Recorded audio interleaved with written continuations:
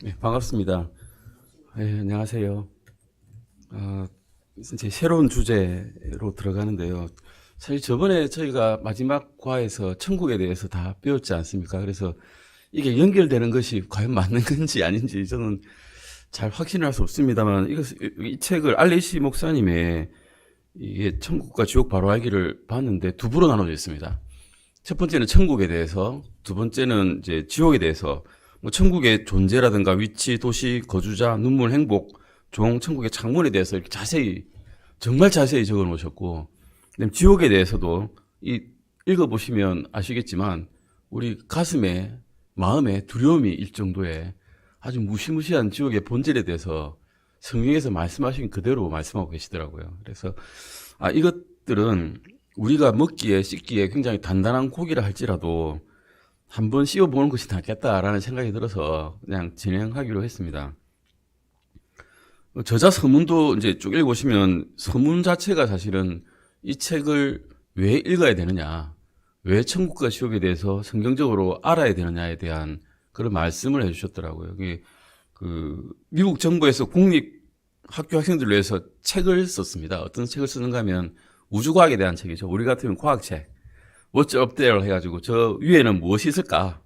이런 책을 썼는데 이 책에는 우주 공간에 있는 여러 가지 일들을 쭉 설명하는 우주과학 이야기입니다. 근데 정말로 우주를 알고 싶으면 이것을 볼 게 아니라 성경을 봐야 된다라고 알레시 목사님은 강력하게 말씀하고 계시죠.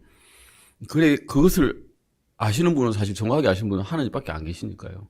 우주에서 우리가 보는 것은 3차원적인 공간밖에 볼 수가 없고 정말 영적인 세계라든가 하나님의 계신 셋째 하늘은 전혀 알 수가 없는, 그래서 소련의 우주 탐사선에 타고 올라가서 저 우주를 돌아봤던 그 사람이 쭉 다 돌아보고 난 다음에 하는 말이 저게는 천국 없어요 라고 이렇게 불신자니까 우주에는 천국이 없습니다 라고 이렇게 증언하는 그런 일밖에 안 생기거든요.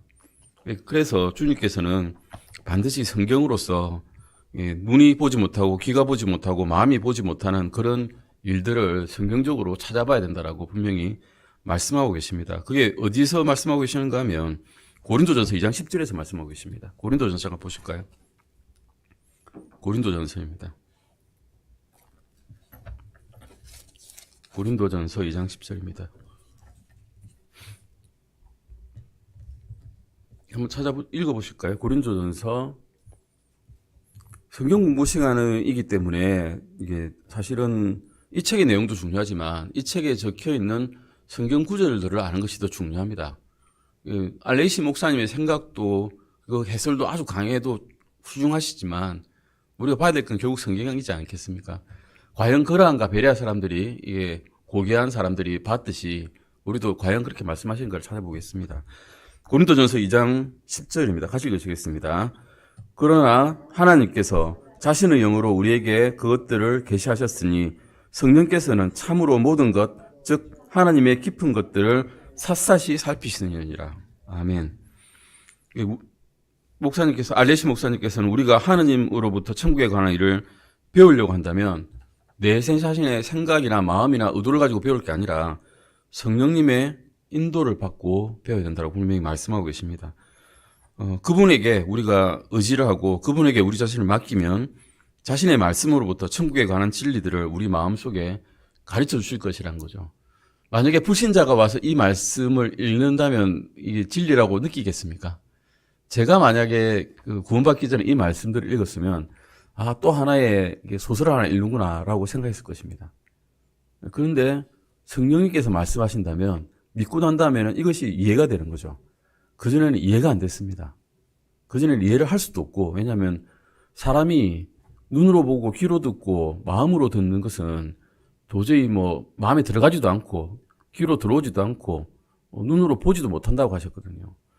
그게 이제 고린도전서 2장 9절 말씀에 나오죠. 바로 읽어보실까요? 2장 9절입니다. 같이 읽으시겠습니다. 그러나 이것은 기록된 바 하나님께서 자신을 사랑한 자들을 위해 예비하신 것들은 눈이 보지 못하였고 귀가 듣지 못하였으며 사람의 마음속에 들어가지도 못하였다 한것 같으니라라고 말씀하고 계시기 때문입니다. 믿기 전에는 이렇습니다. 그런데 믿은 다음에 예수님께서 우리의 죄들을 위해서 죽으시고 묻히시고 부활하셨다는 사실을 믿은 그 순간부터 나의 죄를 위해서 죽으시고 다시 부활하셨다는 말씀을 마음으로부터 믿은 그 다음부터, 즉 구원받은 다음부터는 우리는 이제 이해가 되기 시작합니다. 조금씩 이해가 쌓이게 되는 거죠. 주님을 조금씩 더 알아가게 되는 겁니다. 근데 한 가지 주의사항이라고 말씀을 그 서문에 써주셨는데, 고린도전서 2장 14절 말씀을 잠깐 읽어보실까요? 본성에 속한 사람들은 이렇다는 겁니다. 이 말씀을 읽어도 이해를 못합니다. 같이 읽으시겠습니다. 그러나 본성에 속한 사람은 하나님의 영의 것들을 받아들이지 아니하나니 이는 그것들이 그에게는 어리석은 것이기 때문이며 또 그가 그것들을 알 수도 없나니 이는 그것들이 영적으로 분별되기 때문이라. 영적으로 분별되는 일들은 구원받기 전에 사람은 알 수가 없다는 것입니다. 다시 태어나지 못한 사람이라면 이것들을 이해할 수가 없습니다. 하지만 다시 태어난 분들은 다 알 수가 있는 것입니다. 이미 믿었기 때문입니다. 요한복음 3장 3절에서 진실로 내가 내게 이르노니 사람이 다시 태어나지 않으면 하나님의 왕국을 볼 수 없느니라라고 말씀하고 계십니다. 다시 태어나지 않았으면 천국에 갈 수조차 없습니다. 죽게 되면 어떻게 될까요? 부자와 나사로의 예를 들었던 것처럼 부자는 눈을 떠러보니 그냥 지옥에 있습니다. 뜨거운 불 속에 있고 나사로에게 부탁을 해가지고 물 한 방울만 찍어달라고 해달라고 부탁할 수밖에 없는 그런 상황에 처하게 됩니다. 근데 사람은 처음 태어나면 다 영적으로 죽어 있습니다. 영은 죽은 상태고 혼과 몸만 살아 있습니다. 그래서 살아있는 혼은 있는데 살아있는 몸은 있는데 영이 없기 때문에 하나님을 인식할 수가 없습니다. 그래서 지옥과 거기서 영벌을 피하려면 형벌이고 영벌이죠. 영원한 형벌이니까요. 피하려면 반드시 영적으로 살아나야 됩니다. 다시 말해서 하나님의 것을 깨달아야 된다면 다시 태어나야 된다는 것입니다. 요한복음 3장 6절에서는 육에서 난 것은 육이요 성령에서 난 것은 영이라고 말씀하고 계십니다. 성령님으로 말미암아 다시 태어나는 길은 딱 한 가지 길밖이죠. 요한복음 1장 12절 보실까요? 요한복음 1장 12절입니다. 요한복음 1장 12절 말씀입니다. 우리에게는 굉장히 큰 복이 되는 말씀입니다. 노력해서 아니면 돈을 들여서 아니면 우리가 어떤 은사를 막 발휘해서 구원을 받을 수 있냐? 그게 아니란 거죠. 같이 읽으시겠습니다. 그분을 받아들인 자들, 곧 그분의 이름을 믿는 자들에게는 다 하나님의 아들들이 되는 권능을 그분께서 주셨으니. 아멘입니다. 정말 쉽습니다. 하나님의 아들의 이름을 믿는 자는 누구나 구원을 받는다라고 너무나 쉽게 받을 수 있다라고 하나님께서 말씀해 주셨습니다. 이것은 우리에게는 큰 은혜입니다. 이제 예수 그리스도께서 당신을 우리를 위해서 갈보리 십자가에서 죽으시고 우리를 위해서 죽음에서 부활하신 것을 믿고 회개하고 죄악에서 돌이키고 구원을 베풀어 달라고 그분께 간구하고 그분을 우리의 구원자로 마음속으로 받아들이면 우리는 그냥 저절로 하나님의 가족이 된다는 것입니다. 즉 다시 태어난다는 것입니다. 이리 되면 지옥에 가지 않고 이제 천국에 갈 수 있고 이 세상에 살면서도 하나님의 깊은 일들을 성경을 읽으면서 깨달아갈 수 있다는 것입니다. 천국의 존재에 대해서 우리가 이제 보실 건데요. 역자 서문은 이렇게 쭉 보시면 되고 서문에서 역자 서문은 또 있습니다. 정도수 목사님께서 이걸 번역을 총괄해서 하셨고 유상수 박사님이 천국에 대해서 하셨고 우리 목사님께서도 일부 참여하셨습니다. 그래서 거기에 대해서 쭉 이렇게 말씀해 주셔서 아주 아름다운 역자 서문이 있었습니다. 그리고 읽어보셨죠? 처음에는 좀 읽어보셨을 겁니다. 제가 처음에 읽기 시작하고 한 반 정도는 아주 빠르게 읽을 수 있었습니다. 근데 이제 지옥에 딱 들어가니까 지옥부터는 잘 안 읽히더라고요. 무서워서. 한번 읽어보셨으면 쭉 아실 겁니다. 우리가 사실 천국이 왜 우리에게 중요한가 를 사실 알려면 그 전에 사전 지식이 좀 있긴 있어야 됩니다. 우리가 몸과 우리의 혼과 우리의 영에 대해서 좀 알아야 됩니다. 몸과 혼과 영에 대해서 알지 못하고 천국이라고는 우리가 금으로 된 도료를 걸을 수 있다. 예수님께서는 광채로 존재하시기 때문에 이제 전기세는 안 들겠네. 이 정도 생각 갖고 있으면 안 됩니다. 정말로 우리의 혼이 이 영원한 흥분에서 벗어날 수 있는 그런 상황이 어떤 것 때문에 우리가 생길 수 있는지를 알아야 됩니다. 그래서 우리가 몸에 대해서 우리가 한번 알아보려고 합니다. 먼저 이 책에는 나와 있지는 않습니다. 천국의 존재에 대해서 들어가기 전에 서문으로 제가 조금 더 깊이 공부를 해보겠습니다. 고린도 전서와 15장과 욥기 14장을 한번 쭉 읽어보시는 게 좋은데요. 저희가 우리의 유한한 몸을 넘어선 영원한 생명에 대해서 성경에서는 뭐라 말씀하신지를 먼저 잠깐 찾아보려고 합니다. 욥기 14장 10절 잠깐 찾아보실까요? 욥기 찾아보시겠습니다. 욥기. 이 책 읽기도 바쁜데 또 다른 것을 공부한다니까 조금 부담스러우실 수도 있는데요. 그래도 한번 찾아보시는 게 도움이 됩니다. 욥기 14장 10절입니다. 욥기 14장 10절입니다. 한번 같이 읽어보시겠습니다. 그러나 사람은 죽으면 소멸되나니 참으로 사람이 숨을 거두면 그가 어디에 있나이까? 우리의 궁극적인 질문이죠. 세상에 돈이 많았던 삼성가의 이병철 회장도 이게 제일 궁금했습니다. 내가 죽으면 어디 갈까? 그것을 물으려고 천주교 사제한테 서한을 보내서 질문을 했는데 그 천주교 사제가 준비를 한다고 한참 싫었습니다. 이 부가 많은 이 사람한테 내가 어떻게 질문을 대답을 하면 정확하다고 말을 들을까 해서 고민을 많이 했나 봅니다.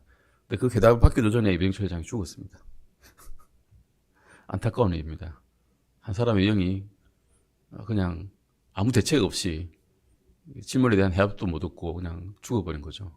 죽으면 어디 가겠습니까? 갈 곳은 뻔합니다. 이 구절에서 하는 말씀 중에 죽으면 그가 어디에 있나이까? 욥은 자신이 죽으면 어디에 갈지는 모르지만 어딘가에는 있게 될 거라는 것을 알았던 겁니다. 나는 죽으면 소멸되지는 않을 거야 라는 것을 알고 있었던 거죠. 사람이 죽으면 소멸되라니 라는 것은 사람의 몸에 대한 설명입니다. 사람이 숨을 거두면 또 뭘까요? 영에 대한 질문이죠. 그가 어디에 있나이까? 이 질문은 혼에 대한 질문입니다. 우리는 세 부분으로 이루어져 있다고 말씀드렸었죠. 목사님께. 처음엔 영이고 그 다음에 혼이고 그 다음에 몸입니다. 이 세 가지가 우리의 삼중적인 요소입니다. 그러면서 우리는 하나로 존재하죠. 하나님께서도 성부 하나님, 성자 하나님, 성령 하나님으로 존재하신다고 우리는 알고 있습니다. 우리 하나님의 본을 떠서 우리를 만들었기 때문에 우리도 똑같이 세 부분으로 존재하고 있습니다. 우리가 죽으면 우리의 몸은 어떻게 될까요? 몸은 무덤에서 썩습니다. 소멸돼 버리죠. 사람의 숨인 영은 하나님의 것이기 때문에 하나님께로 돌아간다라고 우리가 이제 알고 있습니다. 근데 그러고 나면 이제 우리가 어디 있을까죠? 몸은 썩었고 영은 하나님께로 돌아갔고 그럼 우리는 어디 있을까? 라는 것이 제 질문입니다. 우리는 우리 몸 안에 있습니다. 나의 존재 자체, 나의 존재 실체는 우리 몸 안에 있는 건 사실입니다. 근데 몸이 나의 실체는 아니죠. 우리의 팔이 잘라지면 팔은 아프지만 또 팔은 떨어져서 썩었겠지만 팔이 가끔 아픈 환통을 느낍니다. 신경계통이 있기 때문에 그 신경이 남아있어서 느낀다고 하지만 실제로는 그 부위에 혼이 아픈다고 느낄 수도 있습니다. 우리의 몸은 우리가 일시적으로 거주하는 집이라고 하나님께서 말씀하고 계십니다. 그 일시적인 거주 공간 안에 우리는 잠깐 존재하고 있는 존재라는 것입니다. 우리는 살과 뼈에 대해서 이야기하는 것이 아니라 우리에 대해서 이야기하고 있습니다. 우리 자신에 대해서. 우리 자신은 무엇일까 하는 겁니다. 성경에서는 우리는 살아있는 혼이라고 말씀하고 있습니다. 세상에서는 우리가 금방 있다가 사라져버릴 그런 혼에 대해서는 생각하지 않죠. 우리 몸에 대해서만 집중적으로 관심을 가집니다. 세상은 전부 몸에 대한 것밖에 없습니다. 어떻게 하면 잘 먹을까? 어떻게 하면 건강할까? 어떻게 하면 좀 더 기쁘게 살아갈 수 있을까? 어떻게 하면 안 아플까? 이것만 세상에서는 관심이 있습니다. 그런데 우리를 살아있는 존재로 만드는 숨을 하나님께서 거두어버리고 나면 또 우리의 몸이 소멸되고 나면 우리는 어떻게 될까? 이것이 알레시 목사님께서 천국과 지옥이라는 저서를 지은 이유입니다. 우리는 죽음 이후에 어디에 있게 될지를 아시는 분 계십니까? 우리는 알고 있습니다. 알고 있는데 세상 사람들은 잘 모릅니다. 저도 몰랐습니다. 그리고 사실 궁금해하지도 않았습니다. 딱히 지금 사는 삶이 너무 버거웠기 때문에. 지금부터 100년이 지나고 나면 우리에게 중요한 것은 지금 살고 있을 때 얼마나 돈이 많았는지, 얼마나 좋은 옷을 입고 다녔는지, 얼마나 좋은 차를 타고 다녔는지가 중요하지 않을 겁니다. 지금 내가 어디에서 영혼을 보내고 있느냐가 제일 중요한 문제가 될 것입니다. 그때는 내가 누구하고 살았는지도 별로 중요하게 되지 않을 것입니다. 가장 중요한 문제는 내가 숨을 멈추고 내가 몸이 소멸되고 난 다음에 어디 있을까라는 것을 가장 중요하게 여기게 될 것입니다. 고린도전서 15장에 대해서 잠깐 보실까요? 고린도전서 15장 19절 보시겠습니다. 고린도전서입니다. 15장 19절입니다. 고린도전서 15장 19절입니다. 찾으셨으면 같이 한번 읽어보시겠습니다. 만일 우리가 이 세상 삶을 사는 동안에만 그리스도 안에서 소망을 갖는다면 모든 사람들 가운데 우리가 가장 비참한 자들이니라. 예, 만약에 이 인생이, 몸이 있는 이 인생, 이 자체가 끝이라면 우리가 그리스도를 위해서 헌신을 하고 그리스도를 위해 나의 모든 것을 바치고 그리스도를 위해 나의 인생을 달려갔다는 이 자체가 허무하게 된다는 겁니다. 바울이 말씀하시는 자체가 그겁니다. 하지만 그렇지 않다는 거죠. 그렇지 않기 때문에 이렇게 말씀한 거죠. 하늘나라가 존재하지 않는다면 우리에게는 어떠한 소망도 없습니다. 만약 하나님께서 우리의 눈에서 눈물을 씻어주지 않으신다면 우리는 아무런 소망도 없습니다. 이러한 것이 없으면 왜 성경에서는 우리가 가장 비참한 사람이라고 얘기하는지 우리는 잘 알고 있습니다. 이 세상 사람들은 어떻게 살죠? 현재 삶을 즐기면서 삽니다. 엄청나게 재밌게 삽니다. 우리 교회 갈 동안에 산에 가고 우리 갈 동안에 놀이터에 가고 즐겁게 살아갑니다. 그런데 그리스도인들은 자신을 즐겁게 하기 위해서 살지 않습니다. 주님과 내세에서 영광을 위해서 우리는 절제하면서 살아갑니다. 그래서 가능하면 거짓말하지 않으려고 하고 가능하면 정직하게 살려고 하고 가능하면 똑바로 살려고 노력합니다. 이 세상의 삶으로 모든 것이 끝난다면 우리는 절제할 필요가 있을까요? 절제할 필요 없습니다. 술 마시고 노래하고 춤추고 주님께서 영광 받으시든 말든 그냥 우리 즐기면서 살아갈 겁니다. 왜냐하면 뒤에 끝이 없잖아요. 보상도 없고 심판도 없으면 그렇게 살 필요가 없거든요. 근데 모르는 사람들은 그렇게 살아갑니다. 이 세상 사람들은 모르기 때문에. 그 뒤에 뭐가 있을지 모르기 때문에. 하지만 성경은 정직한 책이라는 것을 알고 계셔야 됩니다. 우리가 영원한 것에, 영원한 삶에 대해서 확신을 가지고 있고 일시적인 것을 참아낸다면 그것은 잘하는 것이라고 성경에서 말씀하고 계십니다. 만일 영혼이 없다면 그리스도인으로 사는 삶은 헛된 것입니다. 성경은 이러한 점을 지적을 해보고 있습니다. 저는 영혼이 있다고 믿습니다. 부활도 있다고 믿습니다. 천국도 있다고 믿습니다. 그런 것을 믿지 않는다면 우리는 다른 사람을 위해 사는 일도 내 자신을 부인하는 일도 헛된 일이 됩니다. 영혼이 존재하지 않는다면 헌신된 삶도 자기 자신을 위해 사는 삶만큼이나 헛된 것이 되어버립니다. 그리스도인으로서 사는 정직한 삶이 복되지 않는 것은 아닙니다만은 그러나 영혼이 없다면 그리스도의 삶 중에 대부분은 의미가 없어져 버리고 가치도 없어져 버립니다. 고린도전서 15장 19절 방금 읽으신 대로 이 말씀에서 그리스도의 헌신된 삶은 오직 다음 세상과 영원히 존재할 때만 가치가 있겠습니다. 우리는 영혼이 있다고 믿고 있고 제가 믿고 소망하는 것이 우리로 하여금 그리스도의 삶을 살 수 있도록 북돋아 줍니다. 이 믿음과 사몽으로서 우리는 허무함에 빠지지 않고 어려움과 고난을 이겨낼 수가 있습니다. 데살로니가 전서 5장과 창세기 1장 말씀에서도 이런 말씀이 있습니다. 구원받은 사람들도 많이 아프죠. 구원받은 사람도 아픕니다. 구원받은 사람도 다칠 수 있습니다. 구원받은 민족들에게도 전쟁이 일어납니다. 하나님께서는 왜 이런 것을 허락하실까를 생각하기 전에 우리가 생각해보면 어린아이들도 죽잖아요. 죄 없는 어린아이들도. 그런데 걔들이 유전적으로 보통 문제가 있어 태어난 아이들이 많지 않습니까? 걔들이 영원히 안 죽고 이 삶을 사는 동안 영원히 아프다면, 사는 사람 계속 아프다면 그것은 오히려 더 그 아이에게 고통이 될 것입니다. 주님께서는 거두어 가심으로써 그에게 고통을 치워줘 버리시는 거죠, 사실은.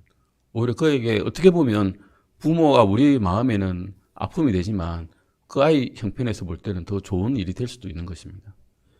전쟁 또한 똑같습니다. 구원받은 군인도 천국에 가고 구원받지 못한 사람은 지옥에 가겠지만 이런 일들이 어쨌든 죽는 건 매한가지란 거죠. 어떻게 보면 물론 이게 좋은 말은 아니겠지만 어떻게 보면 그래서 구원받은 사람들은 구원받지 않은 사람들은 이런 전쟁들이 또 죽음으로 가는 또 다른 입구일 뿐입니다. 전쟁이 없었다 하더라도 어쨌든 사람은 죽게 돼 있습니다. 2000년, 3000년 살 수 없습니다. 죽게 되죠. 그 사이에 믿는 동안에 주님을 알게 되고 주님을 믿게 되었다면 정말 다행한 일입니다. 우리는 그런데 영혼이 있다는 것을 알아야 됩니다. 영혼이 있다는 사실은 많은 질문에 해답을 줍니다. 구원받은 사람이 왜 불구로 계속 살아야 됩니까? 구원받은 자매가 왜 병원 침대에 누워서 계속 아파야 됩니까? 그리스도인 가정에 왜 장애인이 태어나야 됩니까? 이런 질문에 우리는 어느 정도 해답을 찾을 수가 있습니다. 우리는 죽어 없어질 이 몸이 아니고 질병이나 아픔이나 슬픔이나 눈물이나 고통이나 죽음과도 아무 상관없는 영광스러운 몸이 있다면 이 세상의 문제나 부조리나 고통에 대해서 어느 정도의 해답을 가지고 있다는 것입니다. 이 세상의 삶에는 문제가 있지만 영혼에서의 삶에서는 아무 문제가 없다는 것을 우리는 성경을 통해서 이제 알 수가 있습니다. 데살로니가전서 5장 23절 보실까요? 데살로니가전서 5장 23절입니다.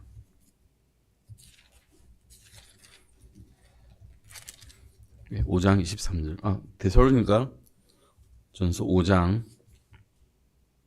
23절입니다.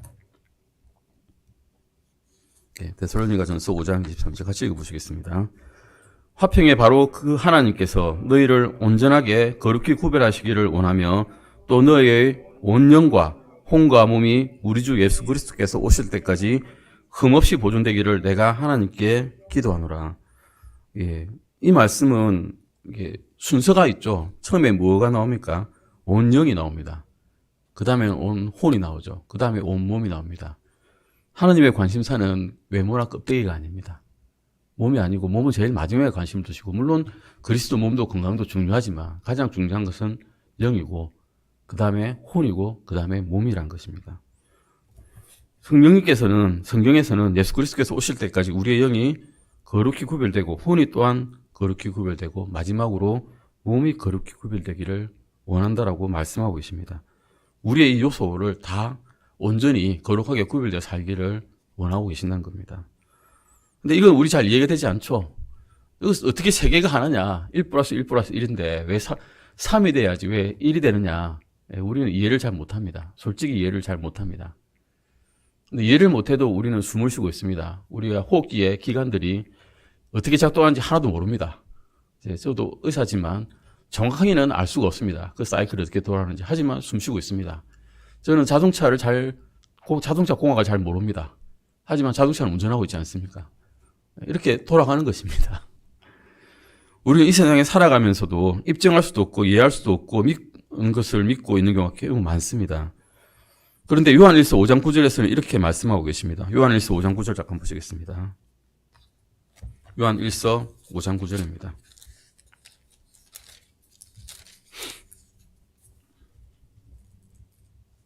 요한일서 5장 9절입니다.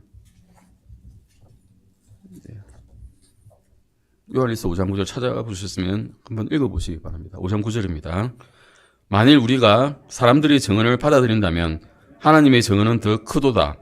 그 까닭은 이것이 하나님의 증언 곧 그분께서 자기 아들에 관하여 증언하신 증언이기 때문이라. 사람의 증언도 우리가 받는데 법정에서 하나님의 증언은 더 크시기 때문에 우리는 믿을 수가 있습니다. 받아들일 수가 있습니다. 창세기 1장 26절에서 27절도 보시겠습니다. 창세기 1장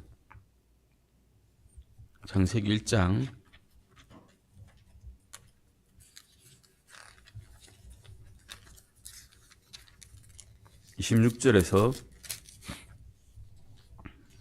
27절입니다. 같이 읽어보시겠습니다. 하나님께서 이르시되 우리가 우리의 형상대로 우리의 모양을 따라 사람을 만들어 그들이 바다의 물고기와 공중의 날짐승과 가축과 온 땅과 땅에서 기어다니는 모든 기는 것을 지배하자 하시고 라고 말씀하고 계십니다. 27절도 읽으시겠습니다. 이렇게 하나님께서 자신의 형상대로 사람을 창조하시되 하나님의 형상대로 그를 창조하시고 남성과 여성으로 그들을 창조하시니라. 하나님께서는 우리의 형상이란 말씀으로써 자신을 복수대명사로 설명하고 계시죠. 예, 단수가 아닙니다. 하나님께서는. 그런데 한 분 하나님이시죠. 여전히 우리는 이해할 수 없지만 하나님의 정언을 믿을 수가 있습니다. 요한 1서 5장 7절에도 하나님의 정언한 세 분이 계시니 곧 아버지와 말씀과 성령님이시라. 이 세 분은 하나의 신이라는 말씀으로써 삼위일체에 대한 정확한 교리를 말씀해 주고 계십니다. 하나님은 아버지시고 또한 말씀이시고 성령님이라는 것을 우리는 알고 있습니다. 하나님께서는 예전부터 영원 전부터 아버지와 아들과 성령님으로 존재했다는 것을 우리는 알고 계십니다. 우리는 이것을 온전히 이해하지 못합니다. 하지만 믿을 수 있습니다. 왜냐하면 하나님의 정언이시기 때문입니다. 사람의 정언이라면 못 읽겠죠. 못 믿겠죠. 하나님께서 정언하신 것이기 때문에 우리는 믿을 수 있습니다. 이 하나님께서 한 사람을 영과 혼과 몸으로 만드셨다는 것을 우리는 알고 있습니다. 처음에 세 사람을 만드신 게 아니고 한 사람을 자신의 형상대로 삼중적인 존재로 만드셨다라고 성경 기록되어 있습니다. 그 삼중적인 부분 중 영원한 부분이 우리 몸 안에 살고 있다는 겁니다. 하나님의 영께서는 우리가 죽으면 영을 하나님의 것이니까 가져가신다고 그러셨죠. 우리 몸도 있습니다. 몸은 썩어서 없어질 겁니다. 이 썩어 없어질 것을 나중에 썩지 아니할 것으로 바꾸어 주신다라고 예수님께서는 약속하셨죠. 근데 그 중에 제일 중요한 우리의 혼, 우리 자신인 우리 혼이 있습니다. 창세기 2장 7절도 보실까요? 창세기 2장 7절입니다. 창조에 관한 하나님의 큰 그림이 여기 숨어 있습니다. 창세기 2장 7절입니다. 같이 읽으시겠습니다. 주 하나님께서 땅의 흙으로 사람을 지으시고 생명의 숨을 그의 콧구멍에 불어넣으시니 사람이 살아있는 혼이 되니라. 사람은 어떻게 만들어졌나 물어보시면 흙으로 만들어졌다고 되어 있습니다. 하나님께서 우리를 다이아몬드로 만들어주셨으면 좀 우리가 더 반짝반짝 빛나지 않았을까 생각도 드는데 흙으로 만드셨답니다. 우리를 몸을 구성 요소들을 다 이렇게 쪼가쪼리 분해해가지고 원소로 만들면 정말 흔한 원소밖에 없습니다. 뭐 좀 희귀한 뭐 코발트 뭐 망가 이런 것도 있겠죠. 아연 뭐 근데 그 다 싹 분해해가지고 지금 유물론자들이 말하는 그 물질적인 계산을 해보면 한 2,000원쯤 됩니다. 우리가 2,000원짜리입니다. 근데 2,000원짜리를 하나님께서 뭐로 만들어주는가 하면 예수님짜리로 만들어주셨습니다. 예수님과 같은 귀중한 존재로 만들어주신 겁니다. 이 2,000원짜리를 쓸모없는 2,000원짜리도 이 더러워가지고 손도 댈 수 없는 그런 존재를 예수님께서 우리를 죄를 위해서 돌아가셔서 우리를 하나님의 영광에 이루도록 만들어주셨습니다. 아멘. 창세기 1장 28절 보시겠습니다. 창세기 1장 28절입니다. 같이 읽으시겠습니다. 하나님께서 그들에게 복을 주시고 하나님께서 그들에게 이르시되 다산하고 번성하여 땅을 가득 채우라. 땅을 정복하라. 또 바다의 물고기야 공중의 날짐승과 땅에서 움직이는 모든 생물을 지배하라 하시니라. 우리는 아주 낮은 존재인데 땅을 지배할 권리조차 주셨습니다. 능력도 주셨고 권한도 주셨습니다. 창세기 3장 19절에는 또 어떻게 말씀하고 계십니까? 창세기 3장 19절입니다. 창세기 3장 19절입니다. 같이 읽으시겠습니다. 내가 땅으로 돌아갈 때까지 내 얼굴로 땀을 흘려 빵을 먹으리니 이는 내가 땅에서 죄하였기 때문이라. 너는 흙이니 흙으로 돌아갈 것이니라 하시니라. 정확하게 말씀하고 계시죠. 우리는 흙에서 만들어졌고 그래서 몸은 썩으면 흙으로 돌아갑니다. 그건 알고 계시죠. 우리 이장하는 사람들 있잖아요. 이장하는 분들. 이장하려고 갔는데 아무것도 없습니다. 아무것도 없어서 그 옆에 주변에 흙을 떠가지고 그 좀 담아가지고 이장합니다. 그냥 흙입니다. 우리는. 흙에서 와서 흙으로 하는 것입니다. 하나님께서는 흙으로 우리의 몸을 만드셨습니다. 그래서 몸이 살아서 숨쉬게 하기 위해서 결합해서 영을 넣어주셨습니다. 그래서 우리는 몸에 영이 있습니다. 아담 때는 영이 살아있었죠. 근데 아담이 죄를 범하고 난 다음에 영은 죽은 채로 우리는 다 태어납니다. 그런데 혼은 살아있죠. 그 혼이 우리 자체인 겁니다. 이제는. 영으로 하나님과 영이 없기 때문에 하나님과 소통하지 못합니다. 다시 태어나기 전에는. 그래서 하나님과 더듬어서 막 찾다 보면 이제는 영이 없으니까 이게 눈본 봉사와 똑같죠. 하나님과 소통하기 위해서는. 그래서 더듬어서 막 찾습니다. 더듬어서 어쩌다 딱 잡으면 예수님께서 우리 죄를 위해서 죽으셨다는 사실을 알고 그 죄를 구원해 주시고 다시 부활하셨다는 사실을 알게 되면 그때부터 우리는 영이 다시 살아난다는 것입니다. 우리의 혼에 대해서 우리는 생각해 봐야 됩니다. 히브리서 10장 39절 보시겠습니다. 히브리서 10장 39절입니다. 히브리서입니다. 히브리서 10장 39절입니다. 같이 한번 읽어보시겠습니다. 히브리서 10장 39절입니다. 같이 찾으셨으면 같이 읽으시겠습니다. 그러나 우리는 뒤로 물러가 멸망에 이르는 자들에게 속하지 아니하고 믿어서 혼을 구원하는 자들에게 속하느니라. 아멘. 예, 믿으면 혼이 구원받습니다. 믿지 않으면 멸망하는 지옥에 속하게 됩니다. 이것이 성경에서 말씀하시는 진리입니다. 예, 믿지 않는 가족들에게 우리는 열심히 전도를 해야 되는 이유입니다. 몸은 흙으로 돌아가게 되고 영은 그것을 주었던 하나님께로 돌아가고 우리가 죽고 숨이 멈추고 영이 떠나가면 몸이 소멸되고 나면 그 사람이 어디 있는지 이제 우리는 알게 되었습니다. 어떻게 됐을까요? 예, 몸은 소멸되었고 영은 돌아가고 우리가 믿느냐 안 믿느냐에 따라서 지옥에 가느냐 천국에 가느냐가 정해졌다는 겁니다. 이제는. 문제는 지옥에 가서는 다시 믿을 수도 없고 다시 구원받을 기회도 없다는 것입니다. 안타깝게도 연옥도 없습니다. 여기 있는 사람들이 열심히 기도하고 그를 위해서 축복하면 그 사람이 연옥에 있다가 지옥에서 천국으로 간다는 교리는 없습니다. 그걸로 이 세상 사는 삶 동안에 끝이 난다는 것입니다. 우리는 수증기 같은 존재인데 수증기 같이 짧게 가는 그 시간 동안에 결정을 하셔야 된다는 것입니다. 가장 중요한 문제는 혼이 우리가 구원을 받았느냐라는 문제라는 것입니다. 그런데 세상은 관심을 몸과 육신에만 집중시킵니다. 빌립보서 1장 21절 보시겠습니다. 빌립보서 계속 꼬시는 거죠, 세상은 우리를. 이 혼에 대해서 관심을 가지지 못하도록 홀리고 있습니다. 빌립보서 1장 21절입니다. 근데 바울은 이렇게 이야기를 하고 있습니다. 빌립보서 2장 11절입니다. 빌립보서 1장 21절입니다. 같이 읽으시겠습니다. 이는 내게는 사는 것이 그리스도시요 죽는 것이 이득이기 때문이라. 만약에 바울이 이 세상 사는 삶이 끝이라고 알고 있었다면 이런 고백을 하지 않았을 것입니다. 죽는 게 이득이라고 어떻게 말할 수 있습니까? 바울은 우리가 알다시피 훌륭한 그리스도인의 삶을 살았고 많은 교회를 세웠고 많은 이들을 구원에 이르게 한 사람입니다. 그러한 사람이 이러한 삶을 사는 것보다 죽어서 하늘나라에 가는 것을 오히려 더 원했습니다. 그리스도인으로서 보다 나은 육체를 얻게 되는 것을 소망하는 것은 잘못된 일은 아닙니다. 건강한 삶을 살아야 되지 않겠습니까? 다른 사람에게도 그것이 복이 됩니다. 그리스도인이 건강하구나. 그리스도인이 잘 사는구나. 믿어볼만 하구나. 좋습니다. 그러나 육체만 주구장창 단련시켜서 우리가 헬스를 열심히 해가지고 몸이 좋은 몸이 되었다 한들 그것은 혼이 구원받지 못하고 혼이 그리스도의 장성분량에 이르지 못한다면 그냥 쓸모없는 나중에 죽으면 썩게 되는 몸일 뿐입니다. 그러한 것을 우리가 따른다고 하더라도 사실은 주님에 대한 사랑을 포기한 건 아닙니다. 또 그런 것을 소망한다고 육신적인 것은 아닙니다. 주님께서도 열심히 일하고 부님을 효도하면 장수를 한다고 분명히 약속해 주지 않으셨습니까? 나쁜 게 아닌 거죠.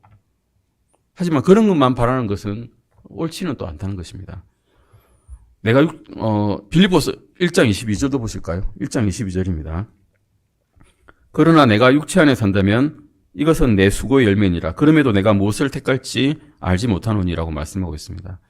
바울은 자기 육체 안에 살고 있다고 이야기하고 있습니다. 우리는 육체 안에 살고 있습니다. 그런데 육신적으로 사는 건 아니죠. 육신적으로 살아라고 하지 않고 육체 안에 살고 있는 겁니다. 육신적인 것과 육체 안에 사는 건 확연히 다른 것입니다. 그리스도인으로서 육신적으로 우리는 살지 않으려고 노력을 하고 있습니다. 육신에 속한 것을 추구를 하고 있지는 않습니다. 우리는 몸을 이용하고 있습니다. 우리의 영은 우리의 눈을 이용해서 다른 사람과 소통을 하고 대화를 나누고 이야기를 하죠. 사회생활을 그렇게 하고 있습니다. 그런데 다른 사람과 대화를 할 때 우리는 눈은 육신을 보고 있지만 실제로 그 사람은 그 사람과 혼과 우리는 대화를 하고 있는 겁니다. 그래서 우리는 다른 사람 또한 영과 육과 혼으로 이루어졌다는 사실을 이해를 하고 있어야 됩니다. 그 사람이 영이 죽었다면 그 사람은 불쌍히 여겨야 된다는 것입니다. 고린도후서 5장 1절에서 6절 잠깐 보시겠습니다. 고린도후서 5장 고린도후서 5장 1절에서 6절을 교독을 하시겠습니다. 제가 먼저 1절 읽겠습니다. 5장 1절에서 고린도후서 5장 1절에서 6절입니다. 오늘은 천국과 지옥 바로 알기에 그냥 서론 인트로덕션입니다. 얼마나 우리가 혼의 구원을 바라야 되는지를 이제 알아야 천국에 대한 소망을 가질 수 있기 때문에 여기에 대해서 지금 알아보고 있습니다. 고린도후서 5장 1절에서 6절 중에서 1절을 제가 먼저 읽겠습니다. 만일 땅에는 우리의 이 장막집이 해체되면 하나님의 건물 곧 손으로 지은 집이 아니요 하늘에 있는 영원한 집이 우리에게 있는 줄 우리가 아느니라.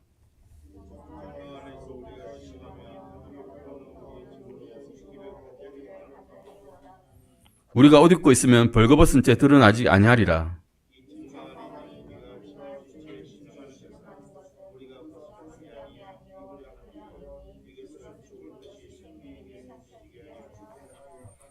그런데 바로 그 일을 위해 우리를 다듬으시고 또한 우리에게 성령을 보증으로 주신 분은 하나님이시니라. 같이 읽으시겠습니다.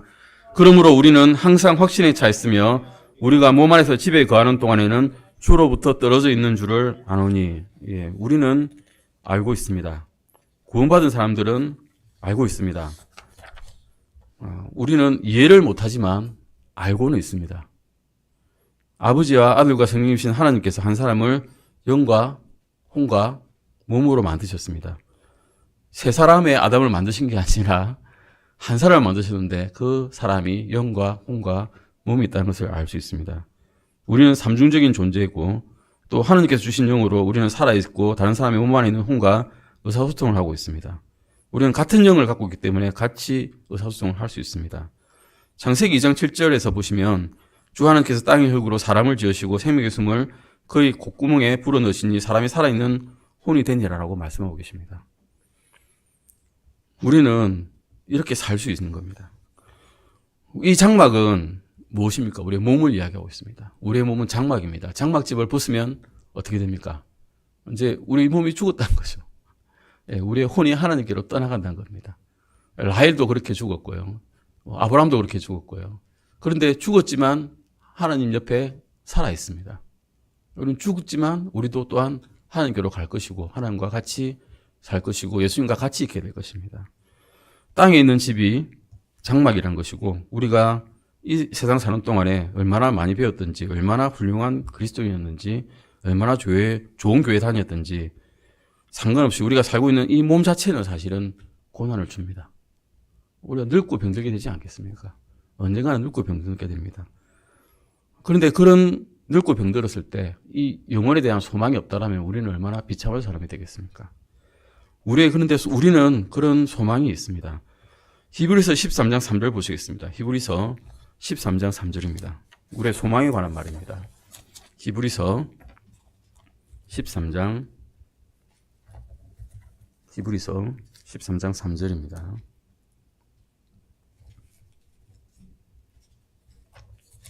히브리서 13장 3절 말씀입니다. 같이 읽어보시겠습니다. 결박되어 있는 자들을 기억하되 그들과 함께 결박된 심정으로 기억하고 너희 자신도 몸 안에 있으므로 역경당한 자들을 기억하라 라고 말씀하고 계십니다. 아멘. 우리도 역시 몸 안에 있는 존재입니다. 그리스도인이지만 고난을 당할 수 있고 역경을 당할 수 있고 질병을 알 수 있는 몸 안에 있는 존재라는 것을 우리는 알고 있습니다. 그런데 갈라디아서 2장 20절의 말씀에 희망이 있습니다. 갈라디아서 2장 20절 보시겠습니다. 갈라디아서 2장 20절입니다. 갈라디아서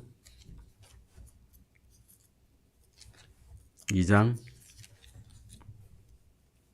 20절입니다. 같이 읽으시겠습니다. 갈라디아서 2장 20절 말씀입니다. 같이 읽으시겠습니다. 내가 그리스도와 함께 십자가에 못 박혀 있으나 그럼에도 불구하고 사노라. 그러나 내가 아니요 그리스도께서 내 안에 사시느니라. 나는 지금 내가 육체 안에서 사는 삶을 나를 사랑하사 나를 위해 자신을 주신 하나님의 아들의 믿음으로 사노라. 네, 하나님의 아들을 믿음으로가 아니라요. 하나님의 아들의 믿음입니다. 예수님의 믿음으로 예수님께서 너희가 이렇게 될 거라는 것을 믿어주심으로써 우리가 산다는 겁니다. 내 자신의 농력이 아닙니다. 이것 또한 은혜입니다. 구원의 유지도 은혜로 받는 것이라는 것입니다. 우리는 언젠가 일시적인 몸을 떠나 영원한 집으로 가게 될 것이라는 소망이 있습니다. 우리는 이러한 사실을 세상에 전해야 됩니다. 모든 종교가 다 똑같다라고 종교다원주의에서는 이야기하죠. 산으로 가는, 정상으로 가는 길은 여러 갈래다라고 주장을 하고 있습니다. 그런데 그런 거 없습니다. 윤회설 주장하는 종교 있죠. 예. 불교에서는 윤회설을 주장하고 있습니다. 그런데 저는 다시 살고 싶지는 않습니다. 다시 고상 겪고 싶지 않고 다시 군대 가고 싶지 않습니다. 예. 윤회하고 싶습니까, 여러분? 다시 고난 겪고 싶으십니까? 그런 사람 없습니다. 주님께서는 그렇게도 말씀하시지도 않으셨습니다. 다시 인생을 살면서 윤회 수레받기 위해서 다른 기회를 얻는 게 아니라 우리는 육신의 잡음을 벗어나서 주님의 기쁨 안에 참여하는 그런 복된 소망을 가지고 있기를 바랍니다. 우리는 오늘 이 천국과 지옥이라는 서론을 보았습니다. 이 서론을 통해서 우리가 천국에 대한 소망, 그리고 죽어가는 사람들에 대한 그런 불쌍히 여기는 마음을 다음 시간에 쭉 이제 공부를 해보시겠습니다. 기도하시고 마치겠습니다.